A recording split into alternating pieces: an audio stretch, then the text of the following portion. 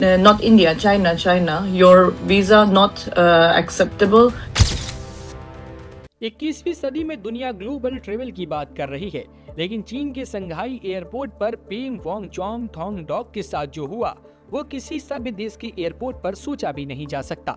एक महिला, एक ट्रांजिट पैसेंजर जिसे सिर्फ 3 घंटे के लिए एयरपोर्ट पर रुकना था, उसे 18 घंटे तक रोककर पूछताछ करना, मजाक उड़ाना और उसके भारतीय पासपोर्ट को इनवैलिड बताना, ये आखिर किस नियम में लिखा है?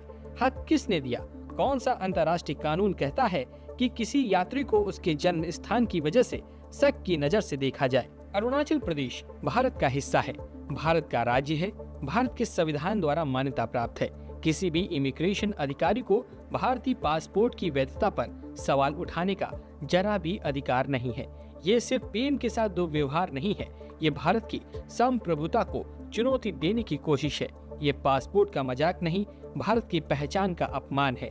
एक महिला को मजाक का विषय बनाना, ये बताना कि उसका पासपोर्ट इनवैलिड है क्योंकि उसमें अरुणाचल लिखा है, ये कूटनीतिक बदतमीजी है।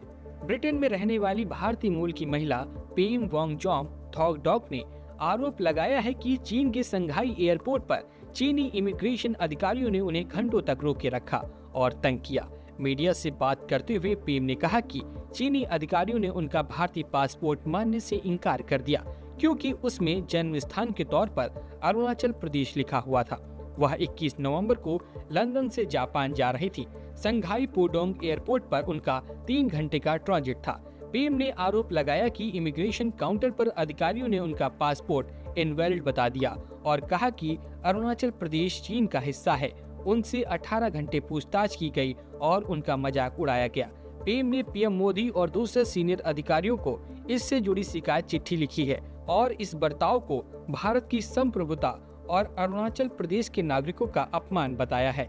इसके बाद भारत ने सोमवार को चीन के सामने मामले को लेकर कड़ा विरोध दर्ज कराया है।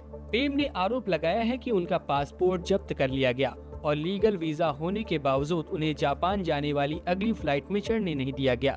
पेम ने यह भी आरोप लगाया है कि वहां मौजूद कई इमिग्रेशन अधिकारी और चाइना ईस्टर्न एयरलाइंस के कर्मचारी उनके साथ मजाक करते रहे, हंसते रहे और उन पर चीनी पासपोर्ट के लिए अप्लाई करने को लेकर तंज कसा। पेम ने कहा कि जो 3 घंटे का ट्रांजिट होना चाहिए था, वह उनके लिए 18 घंटे का परेशान करने वाला हादसा बन गया। उन्होंने कहा कि इस दौरान उन्हें न सही जानकारी दी गई, न ठीक से खाना मिला और न ही एयरपोर्ट की सुविधाएं इस्तेमाल करने दी गयी।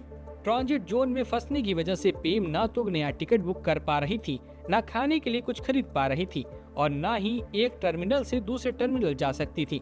पेम ने दावा किया कि अधिकारियों ने बार बार दबाव डाला कि वे चाइना के ईस्टर्न की ही नई टिकट खरीदे और पासपोर्ट तभी लौटाया जाएगा।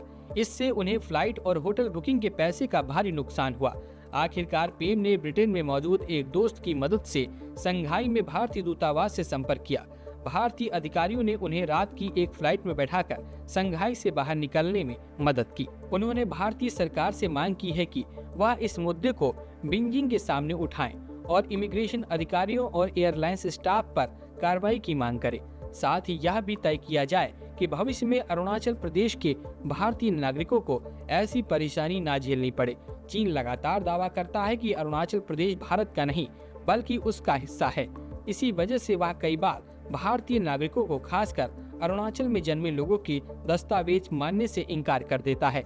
चीन का कहना है कि अरुणाचल को वह दक्षिण तिब्बत मानता है, जबकि भारत साफ तौर पर कहता है कि अरुणाचल प्रदेश हमेशा से भारत का अभिन्न राज्य रहा है।